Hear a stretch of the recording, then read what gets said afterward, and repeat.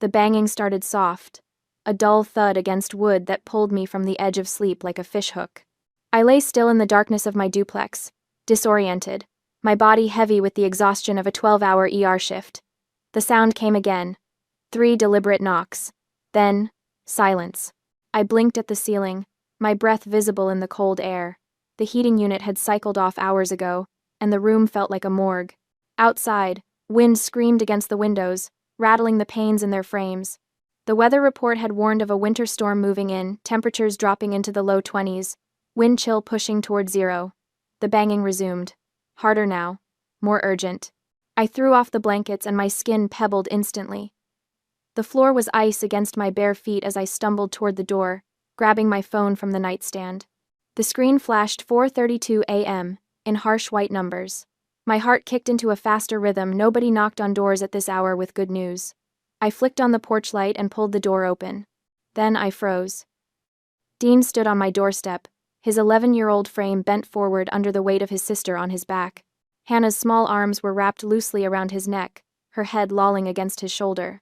Dean's face was bone white, his lips tinged purple, eyes glassy with the vacant stare of severe cold exposure. He wore long pajama pants soaked through at the knees, sneakers dark with ice melt, no socks. A filthy garage rug, the kind mechanics use to catch oil drips, was draped over his shoulders, crusted with grease stains and stiffening in the frigid air. Hannah wasn't moving. My training kicked in before conscious thought could catch up. I registered the cyanosis first. Her lips and fingernails were blue-gray. Her chest rose and fell in shallow, rapid movements, each breath accompanied by a harsh stridor that sounded like air being forced through a straw. She was wearing a pink princess nightgown, thin as tissue paper, but Dean's heavy winter coat had been wrapped around her small body. He'd given her his coat. Inside, now. My voice came out steady, clinical. I reached for Hannah, lifting her from Dean's back. She was frighteningly light, her skin cold and waxy under my fingers. Dean's legs buckled the moment the weight came off him, and he collapsed onto my floor in a boneless heap, his legs too numb to hold him. I carried Hannah to the couch, laying her down while my mind ran through protocols like a checklist. Hypothermia. Severe. Core temperature likely below 95 degrees. Respiratory distress, possible croup, possible pneumonia, airway compromised. I grabbed every blanket within reach, wrapping her carefully, avoiding the extremities. Warm the core first. Warm the arteries. Rapid rewarming of frozen limbs could send cold blood flooding back to the heart and trigger cardiac arrest. Her breathing was getting worse. I ran to the bathroom, yanking open the cabinet where I kept my personal medical supplies, a habit from years of night shifts and emergencies. The nebulizer was still in its box, unopened. I'd bought it 6 months ago when a patient's family couldn't afford one. Never thought I'd need it for my own niece. My hands shook as I assembled the mask, filled the chamber with saline, and fitted it over Hannah's small face.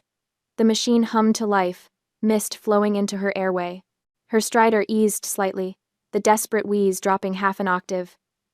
Dean was still on the floor near the door, curled on his side, shivering so violently his teeth clattered. I grabbed my phone, hands trembling now, not from cold, but from rage so pure it felt like ice water in my veins. I hit 911 and put it on speaker, my fingers already moving back to Hannah to adjust the nebulizer angle. 911. What's your emergency? This is Nurse Willow Hart. License number RN 4022. My voice was glass smooth, professional. Reporting 2 pediatric medical emergencies at a private residence. Suspected severe child neglect. I need an ambulance and police immediately. 2 children, ages 11 and 7. Hypothermic. 1 with acute respiratory distress. Address is 447 Maple Grove, Unit B. Ambulance is dispatched. Stay on the line. I set the phone down and moved to Dean.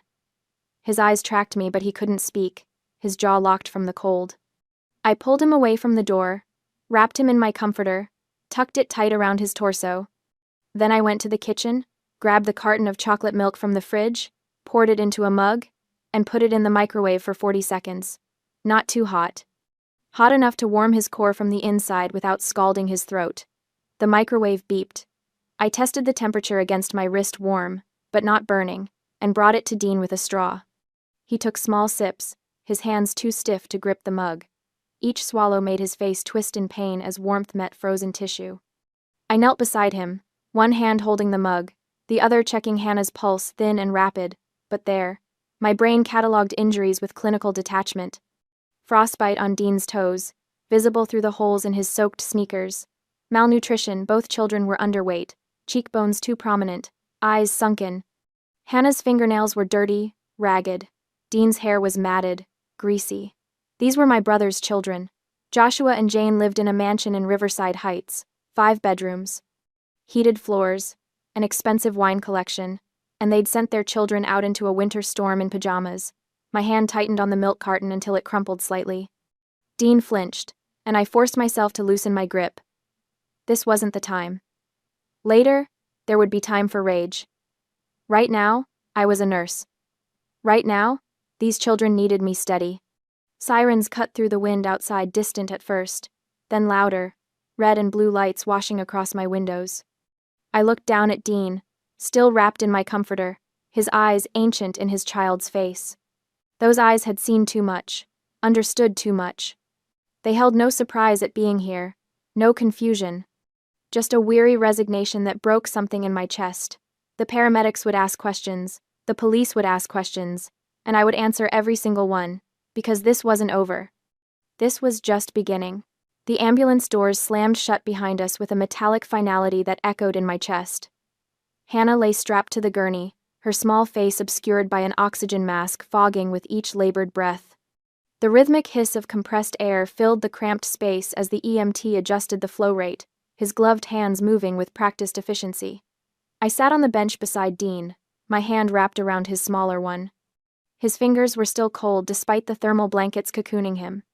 The boy stared at the ceiling of the ambulance, his eyes tracking the LED strips overhead with that same unsettling flatness I'd seen at my door.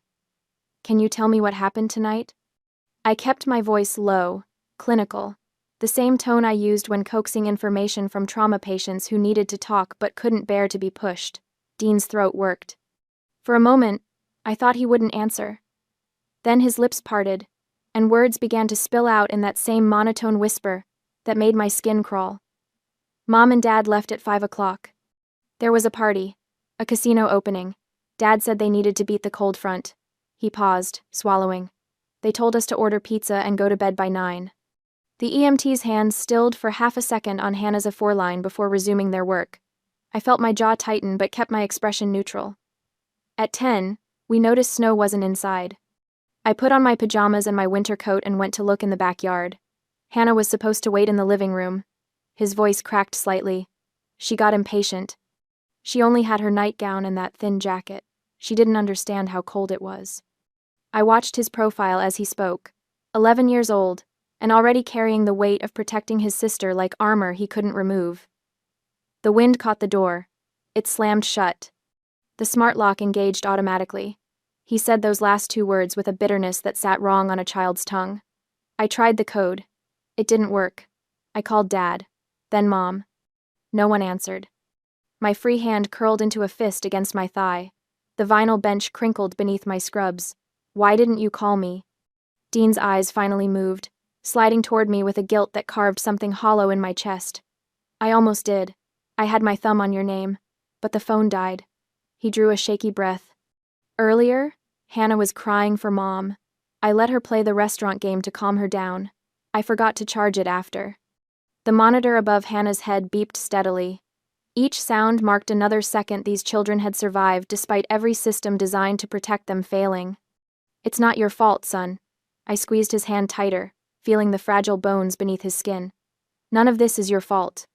His expression didn't change, but his fingers gripped mine back with surprising strength. We went to the garage. There was a rug, old and dusty, but I wrapped myself in it. I gave Hannah my coat. She needed it more. He spoke faster now, as if pushing the words out before they could stick in his throat. The temperature dropped. It kept dropping. The garage isn't heated. It got down to the same as outside. 23 degrees. The EMT made a soft sound that might have been a curse or a prayer. I couldn't tell which. After what felt like a long time, Hannah started wheezing. Bad. Really bad. I knew if we stayed there, she'd die. Dean's voice finally broke, cracking on that last word like ice under pressure. So I picked her up, and I walked. Through the forest. The shortcut to your place, 1 mile. The ground was frozen and the air felt wet and it just kept taking our heat and… You saved her life. My voice came out rougher than intended. You saved both your lives. I heard a sniffle from the front of the ambulance. The EMT turned away, suddenly very focused on checking equipment that didn't need checking. My own eyes burned, but I blinked the heat away. There would be time for that later. Right now, Dean needed me steady. The ambulance pulled into the bay at Mercy General at 5:30 a.m., the same fluorescent lights I'd worked under for 12 hours yesterday now greeting me from the other side. Hannah was rushed to the ICU immediately, a team of nurses I recognized surrounding her gurney. Dean was transferred to a wheelchair, his frostbitten feet too damaged to bear weight. Officer Jasper found me in the hallway outside the pediatric ward. He was young, maybe 25, with the kind of earnest face that hadn't yet learned to hide horror behind professional detachment. Miss Hart, I need to take your statement. I recounted everything in the same clinical precision I'd use for charting. The temperature of their skin, the color of Hannah's lips, the timeline Dean had given me. Jasper's pen moved across his notepad with increasing pressure, the tip nearly tearing through the paper by the time I finished. And the parents? His voice had gone flat. Where are they now? I don't know. They left for a casino opening at 5 p.m. As far as I know, they haven't been contacted yet. Something cold moved behind his eyes. We'll find them. At 8 a.m., as I was closely watching Dean resting, I heard the sharp click of heels on linoleum. I turned to see a woman in her 50s approaching, her charcoal blazer pressed to knife-edge perfection despite the early hour. Rimless glasses sat on a narrow nose, and her eyes moved over me with the same assessing quality I used when triaging patients. Miss Hart? She didn't offer her hand. Carla Evans, Child Protective Services. My stomach dropped. Carla moved past me into the room where Dean sat in his wheelchair, his damaged feet elevated and wrapped in sterile dressings. She observed him with the detached precision of someone conducting an inventory, her gaze cataloging every visible injury, every sign of neglect. Her pen scratched across a leather-bound notebook. After what felt like an hour but was probably 3 minutes, she turned back to me. Miss Hart, I am Carla Evans from CPS. Her voice carried no warmth, no sympathy, only the weight of bureaucratic authority. Currently, the children are under emergency protective custody. I need to conduct a home study at your residence tomorrow. Our priority is kinship care, but safety regulations are strict. She paused, and those cold eyes pinned me in place. If your home does not meet safety and hygiene standards immediately, the children will be placed into the foster care system upon discharge. The words hit like a physical blow. My duplex was small, cluttered with the chaos of a nurse working 60-hour weeks. I had no children's furniture, no safety locks on cabinets, no funds to transform my space into something suitable for 2 traumatized kids who'd just survived the worst night of their lives. But I couldn't let her see that panic. I forced my spine straight, channeling every ounce of the composure that had carried me through codes and traumas, and patients bleeding out on tables. I'll handle it. Carla's expression didn't change. She simply nodded, made another note, and walked away with that same precise clicking of heels.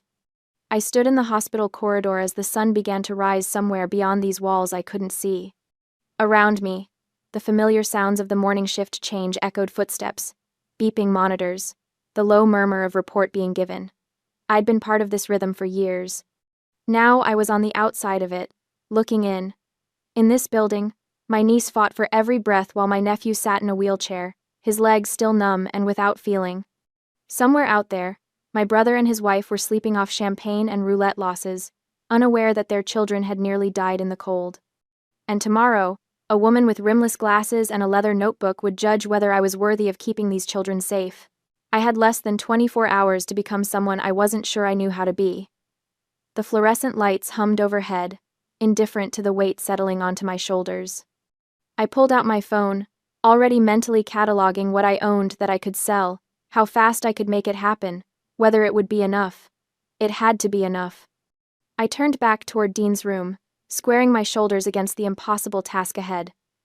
The corridor stretched before me, sterile and endless, and I walked forward anyway. The phone in my hand buzzed with a notification. I'd been expecting a response from the pawn shop on 5th Street.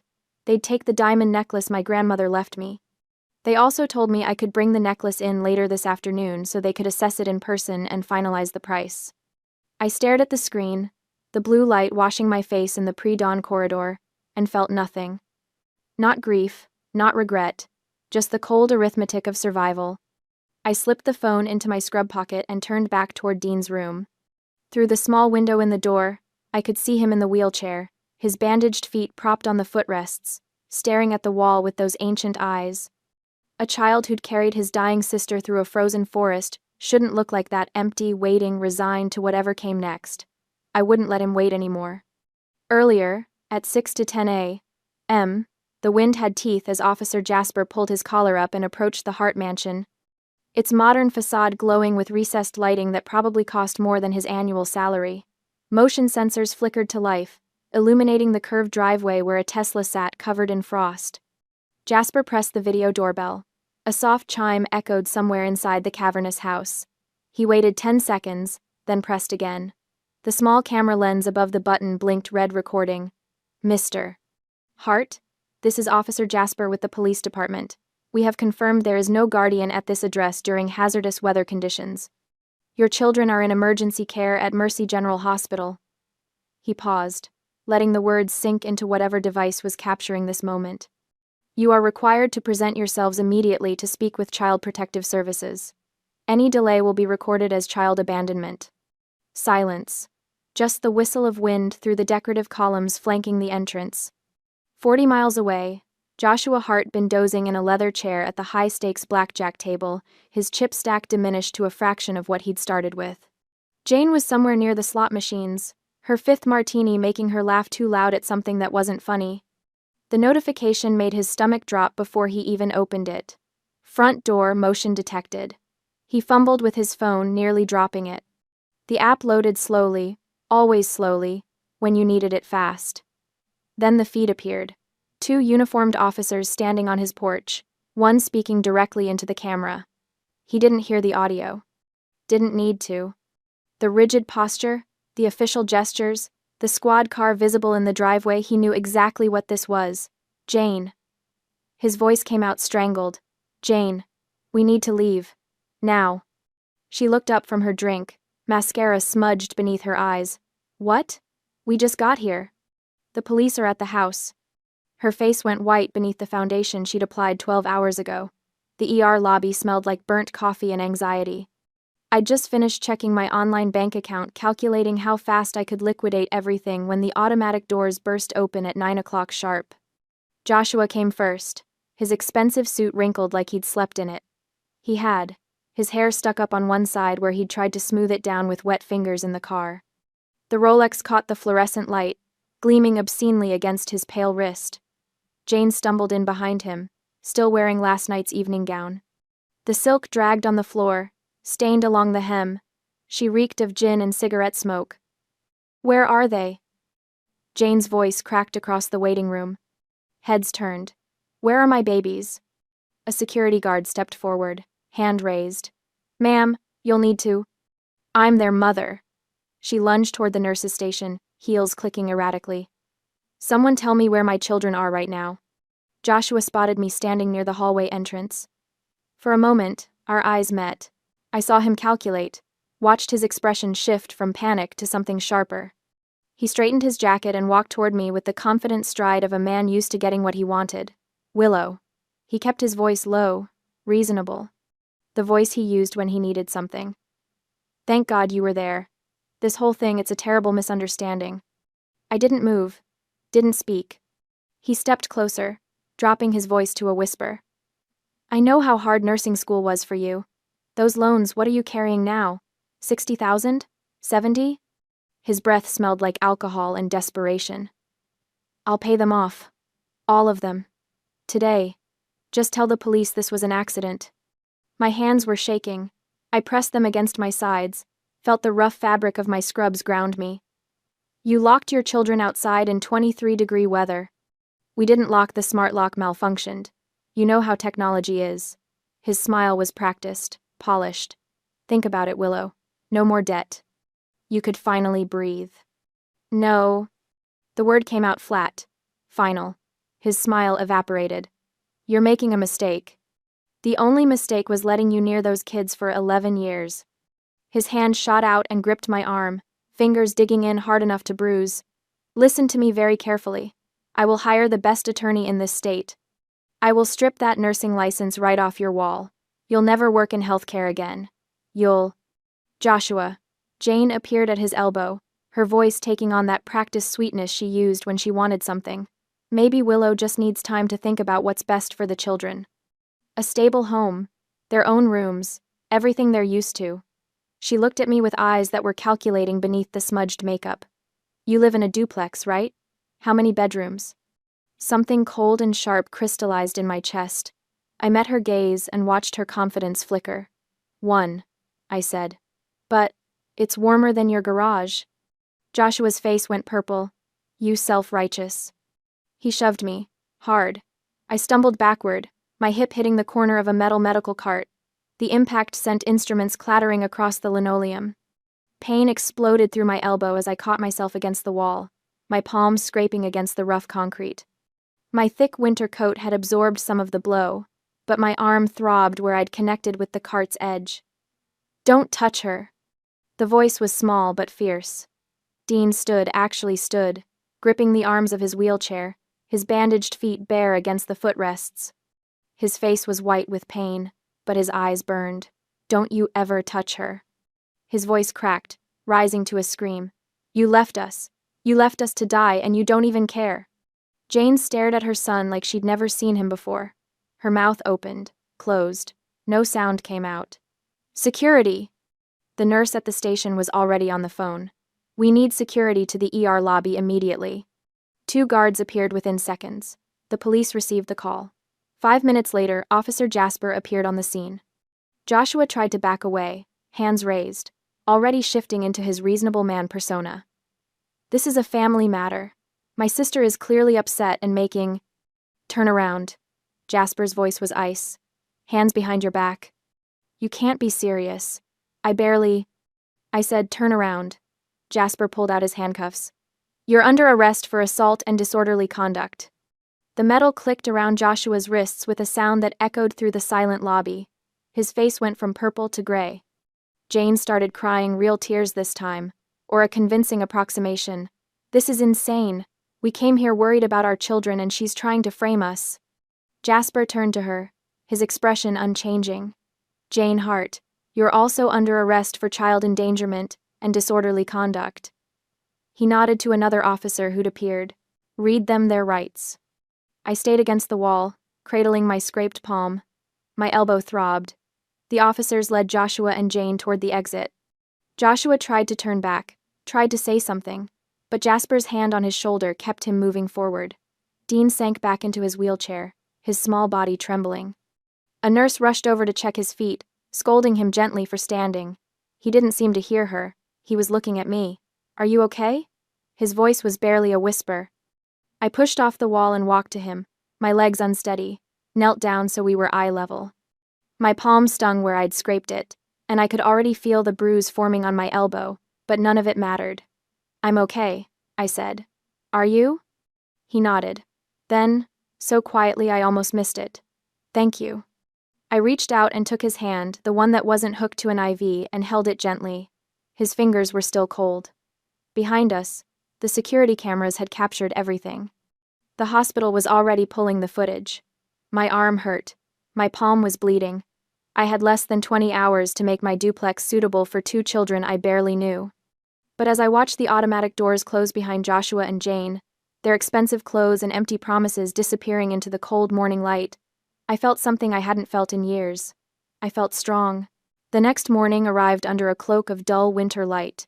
Outside Joshua's mansion at 8:55 a.m., the house looked carefully styled, what Jane liked to call a symbol of their standard of living. Carla's sedan pulled up precisely at 9 o'clock. Officer Jasper followed in his patrol car. Neither vehicle belonged in this neighborhood of pristine driveways and ornamental trees. Ready? Carla asked, stepping out with a leather portfolio tucked under her arm. Officer Jasper entered the emergency code taken from Joshua's testimony. unaware that it wasn't the same code Dean had memorized. The door clicked open with a cheerful electronic chime, the same sound that had sealed two children outside in 23-degree weather. The foyer opened into a vaulted living room. Italian leather furniture formed perfect right angles around a glass coffee table. A wine cabinet stood against the far wall, backlit and temperature-controlled. In the cabinet sat 12 bottles of red, their labels turned outward like small badges of sophistication. Carla walked to the kitchen. Her heels clicked against marble tile. The Sub-Zero refrigerator hummed with expensive efficiency. Carla pulled it open. The interior light revealed 2 slices of pizza in a grease-stained box, the cheese spotted with blue mold. 3 energy drinks, a half-empty bottle of vodka, nothing else. No milk, no vegetables, no bread, no evidence that children lived here at all. Officer Jasper opened the pantry. A bag of stale tortilla chips, a jar of olives. Carla uncapped her pen. She made a mark on her form. The scratch of ink on paper felt final. "Second floor," she said. Dean's room sat at the end of the hallway. The door hung slightly ajar, revealing walls painted a fashionable gray. A mattress lay directly on the hardwood floor, no frame, just a bare fitted sheet and a thin blanket. In the corner, a professional ring light stood on a tripod, its cord snaking toward an outlet. Carla photographed everything: the empty space where a bed should be, the ring light, the closet containing 3 pairs of jeans and 4 shirts, all too small. "They threw out his bed," she said, "to make room for Jane's streaming setup." Officer Jasper's jaw tightened, but he said nothing. Hannah's room was worse, a toddler bed she'd long outgrown. A pile of stuffed animals that looked like they'd been purchased in bulk and never touched. The window latch was broken, leaving a draft that made the curtains flutter. Carla made another mark on her form. Then another. They went back downstairs. Officer Jasper moved to the garage door and stepped outside. When he returned, an elderly man in a cardigan followed him inside. Mr. Clint from next door. He was always in his garden, pruning roses with careful attention. "Thank you for coming over, sir," Officer Jasper said. "You mentioned you'd observed some concerning behavior?" Mr. Clint's hands shook slightly as he removed his glasses and cleaned them on his sweater. "Those two, the parents, they're party animals. Every weekend there's noise until 3, 4 in the morning, White Claw cans all over the driveway." Carla's pen hovered over her notepad. "And the children?" Mr. Clint's face creased with something that looked like shame. "The boy, Dean. I used to see him dragging these heavy black trash bags to his little red wagon. Took me a while to figure out what he was doing." "What was he doing?" Carla asked, though her tone suggested she already knew. "Collecting their empties, taking them to the bottle return machines at Kroger. Mr. Clint's voice cracked. "The more they drank, the more money he had. I'd see him and his sister sitting right there at the store entrance afterward, tearing into Lunchables like they hadn't eaten in days." The room went quiet. Even the expensive refrigerator seemed to stop humming. "I asked him about it once," Mr. Clint continued. "Asked if everything was okay at home. He just stammered something about being too busy playing to eat dinner." He looked at Carla, then at me. "That wasn't the truth, was it?" "No, it wasn't," Carla said. Carla made 3 more marks on her form. When she looked up, her expression remained professionally neutral, but her knuckles had gone white around the pen. "Environment unsafe," she said aloud, checking a box. "Inadequate nutrition. Evidence of chronic neglect. I'm recommending immediate termination of parental custody pending criminal trial." Back at my apartment, I sat with my phone in my hand and a decision on my shoulders. I needed a shark. Someone who could gut Joshua's legal team and make sure those kids never spent another night in that house. The name everyone whispered with equal parts fear and respect was Attorney Vance, the most effective family law attorney in the region. He didn't lose. He also didn't come cheap. But I'd already started preparing for this fight. While I was still in the hospital with Dean and Hannah, while my arm still throbbed from where Joshua had shoved me into the doorframe, I'd made a mental inventory of everything I owned that could be converted to cash. Yesterday afternoon, I'd walked into the pawn shop on 5th Street with my grandmother's diamond necklace. She'd given it to me on my 16th birthday, told me it was a family heirloom passed down from her mother. The gemstone wasn't huge, but it was flawless vintage cut, platinum setting. I'd worn it exactly twice, once to her funeral, once to my nursing school graduation. The pawnbroker had examined it under his loupe for what felt like an eternity before looking up. $3,800. Cash. Right now. I'd signed the paperwork without hesitation. The laptop was next. I'd posted it in the community resident group, a sleek, high-end model I'd just finished paying off last week. $900 in monthly installments. Finally mine. A sophomore college student showed up within an hour, cash in hand. $900, gone in 30 seconds. But the espresso machine, God, that hurt. I stood in front of it for 10 minutes before I could bring myself to unplug it. It was a beautiful piece of engineering. Brushed stainless steel, Italian-made, with a steam wand that produced microfoam so perfect, it could make a hospital cafeteria coffee taste like a cafe in Milan. I'd bought it 2 years ago, right after I made the final payment on Mom's medical bills. Joshua had inherited all of Dad's life insurance money, $75,000. I'd asked him to help with Mom's hospital costs, just to split them. He'd laughed. "That money's for investing in the future," he'd said, swirling bourbon in a crystal glass. And now, here I was, selling the only thing I'd ever bought for myself, not for bills, not for necessities, just for joy, to clean up the mess his future had made for his children. A young man arrived to pick it up. Fresh out of college, first job, eager smile. He handed me $600 and thanked me profusely, saying it was a steal. I smiled and told him to enjoy it, then closed the door and stared at the empty counter. The outline was still visible, a clean rectangle in the dust. My brother didn't just exploit me, he was cruel to his own children. I steeled my resolve.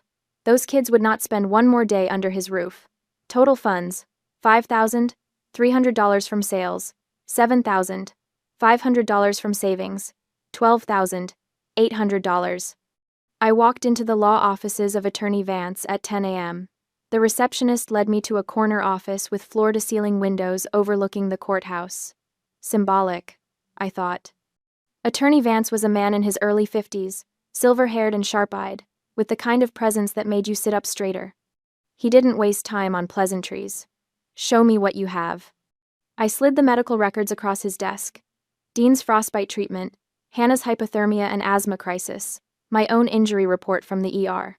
Then the photos, my bruised arm, the kid's hollow eyes, the screenshots I'd taken of Jane's Instagram stories, showing champagne bottles and party lights on the same nights Mr. Clint described.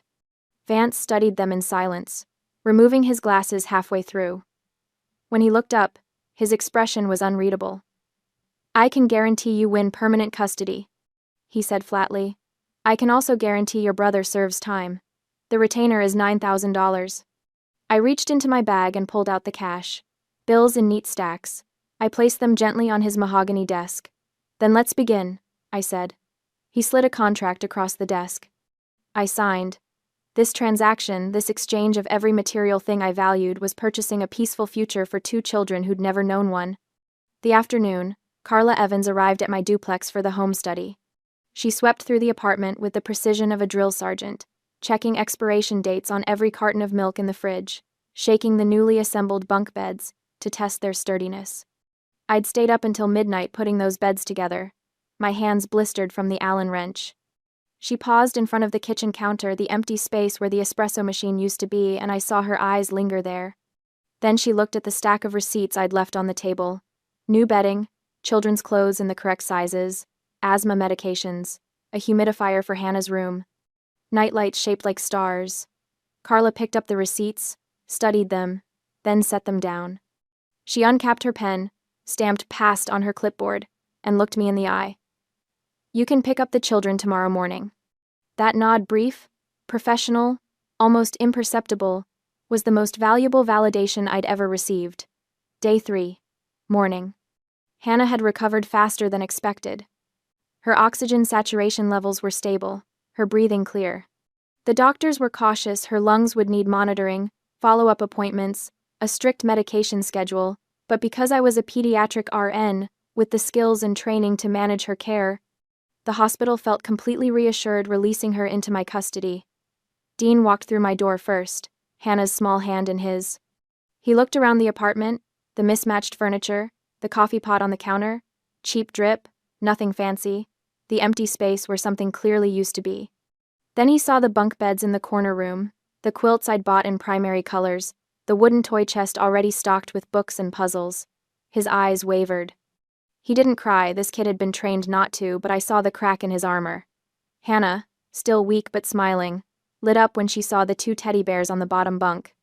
They were the latest models, the kind every kid in her class probably begged for. I'd seen her looking at them through a store window once, months ago, when I'd taken her and Dean for ice cream. She hadn't asked for one, she'd just looked. Now she had 2. "This one's yours," she said solemnly to Dean, handing him the blue bear. "We match." Dean took it, clutching it like a lifeline. I knelt down, meeting their eyes. "This is home now, for as long as you need it, forever, if that's what you want." Dean looked at the empty counter again, then back at me. He didn't say anything, he didn't have to. 2 weeks later, Jane made bail. Attorney Vance had already notified me of the conditions: no contact with victims or witnesses, and no public mention of the case. They were standard protective measures, designed to shield the children from further trauma. Jane ignored them immediately. That evening, Dean was doing homework at the kitchen table when my phone exploded with notifications. Instagram, Facebook, Twitter. Jane had gone live on every platform simultaneously. I pulled up the stream. She sat in the living room of her mother's home, eyes rimmed with carefully applied red makeup to simulate crying. The comments were already rolling in, thousands of her followers, tuning in for the performance. "I need to speak my truth," Jane began, her voice trembling. "I've been silent too long, and I can't let this continue. My children were taken from me by a jealous, vindictive woman who has always resented my happiness." My stomach dropped.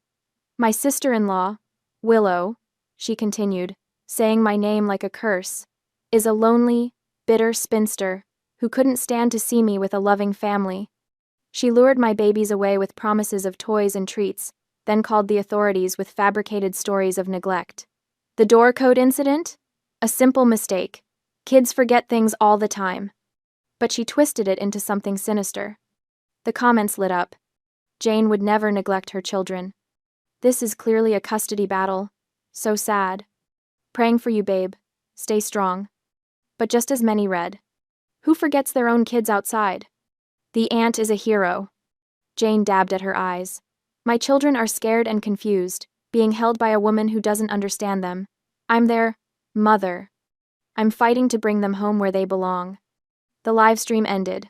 Within an hour, my social media was under siege. Messages flooded my inbox, most of them vicious. "Child stealer. You're disgusting. Give those kids back to their real mom." Someone found out where I worked. The hospital's main line started ringing angry callers demanding the kidnapper nurse be fired immediately. Security had to disconnect the phones. I sat in the break room, shaking, while my coworkers whispered in the hallway. Some looked at me with sympathy, others with suspicion. Week 2, Day 3, 2 days later. 2 days after the live stream began, the call I feared finally came. I was summoned to HR immediately. I walked through the corridors feeling like I was heading to my execution, certain they were going to cut me loose to avoid the liability and bad press. I knocked on the HR director's door. "Come in, Willow." Inside, I found not just the HR director, but Dr. Grayson, chief of medicine, the man who'd hired me 5 years ago. A thick file sat on the desk between them. I sat down, hands folded in my lap, waiting for the blow. Dr. Grayson spoke first. "We've reviewed the hospital admission records for Dean and Hannah Hart. We've also reviewed the security footage from the ER, showing your brother's physical assault on you in the hallway. And we've seen the social media campaign being waged against you by Jane Hart." I nodded, throat tight. "I understand if you need to." "We know the truth," the HR director interrupted. Her expression was steel. "We know you did the right thing, and we're not going to let an influencer with a vendetta destroy the career of one of our best nurses." I blinked. "What?" Dr. Grayson slid the file toward me. "The hospital's legal department has prepared a countersuit for defamation and libel. Jane Hart made specific, false claims about your character and your professional conduct. She did so publicly, to an audience of over 100,000 people, causing direct harm to this institution and to you personally. We have documentation, witnesses, and video evidence to refute every claim she made. We're going to bury her, the HR director added quietly. I stared at the file, then at them. You're supporting me? Willow? Dr. Grayson said, and his voice was gentler than I'd ever heard it. You've dedicated to this hospital. You've worked double shifts, covered holidays, trained new staff, and saved countless lives. When your mother was sick, you didn't miss a single shift. You're the kind of nurse we build a hospital around. So yes, we're supporting you, unequivocally. Treason. I wept with relief. They were shielding me. The final piece of the puzzle fell into place the very next afternoon. The text came from an unknown number while I was giving Hannah her nebulizer treatment. You don't know me, but I was at the party the night your nephew and niece were locked out. I need to tell you something about the door code. My heart stopped. I stepped into the hallway and called the number. A woman answered, voice hushed, nervous. I can't give my name, she said. But I was friends with Jane, and after seeing her on that live stream, lying through her teeth, I couldn't stay quiet. What happened? I asked. At the party, Joshua was showing off. He'd just installed this fancy smart lock system and wanted everyone to see how advanced it was. He pulled out his phone and demonstrated changing the code remotely. Made a big deal about how secure it was, how he could control it from anywhere. Everyone went, ooh, wow, and he loved the attention. He was drunk, so proud of himself, and then he just kept drinking. I don't think he ever sent the new code to Dean. I sat down hard on the hallway floor. It wasn't an accident. I whispered. No, the woman said. It was negligence born of arrogance. I'm sorry. I should have said something sooner. You're saying it now, I told her. That's what matters. I thanked her, ended the call, and immediately forwarded the information to Attorney Vance. Attorney Vance moved with predatory speed. He subpoenaed the smart lock company's server logs, using the witness's tip as grounds. The data was damning. It showed that at 11:47 p.m. on January 14th, the code had been changed remotely via Joshua's iPhone to 8264. Dean hadn't forgotten the code. His father had changed it and never told him. Armed with this evidence and the recording of Jane's livestream, Vance went to court. He presented the video as proof of bail violation. The judge issued an immediate order, and police arrested Jane in the middle of preparing for another broadcast. The footage of her being handcuffed while screaming about her platform went viral, turning the tide of public opinion overnight. 6 months later, the courtroom was packed for the trial.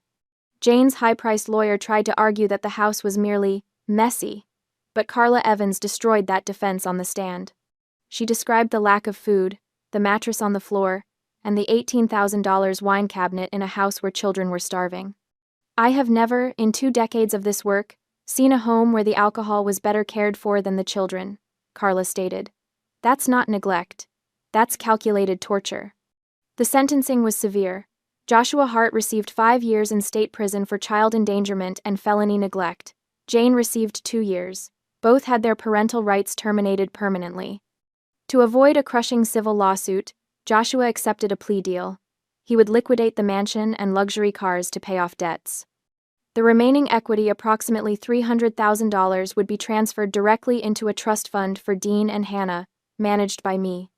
Additionally, 40% of his future income post-incarceration would be automatically garnished for child support. I sat in the courtroom watching my brother lose everything, feeling no joy, only the immense, quiet relief of safety. The suburbs smelled different, cleaner somehow, like fresh-cut grass and possibility. I stood in the backyard of our new house, watching Dean pitch baseballs to Aaron while Hannah drew chalk flowers on the patio. The house wasn't huge, but it was ours. 3 bedrooms, 2 bathrooms, a kitchen with enough counter space for a proper coffee maker, and a backyard big enough for a swing set and a vegetable garden. 2 years had passed since the trial. 2 years since I'd sold my grandmother's necklace and my espresso machine. The court had auctioned Joshua's mansion, and while the trust fund secured the children's future, I'd used a portion of the settlement to buy this house outright. No mortgage, no landlord. Just a deed with my name on it. I'd been promoted to head nurse at Mercy General 6 months ago. The raise wasn't enormous, but it was enough. Enough for soccer cleats, art supplies, and Friday night pizza. And then there was Aaron. Dr. Aaron Mitchell, ER, attending physician, cat lover, accidental hero. He'd treated me that night in the ER, signed the injury report that helped jail my brother, and then simply never left our orbit. What started as professional courtesy visits evolved into helping with homework, bringing takeout, and eventually, becoming the father figure these kids desperately needed. A week after the kids came to live with me, once the initial chaos had settled, Hannah had asked about Snow, the cat they'd left behind. We posted flyers, though I had little hope. But miracles happen. Mr. Clint called a few days later. He had found the scrawny orange tabby shivering on his porch and had been feeding him in his garage. Aaron drove us to pick him up.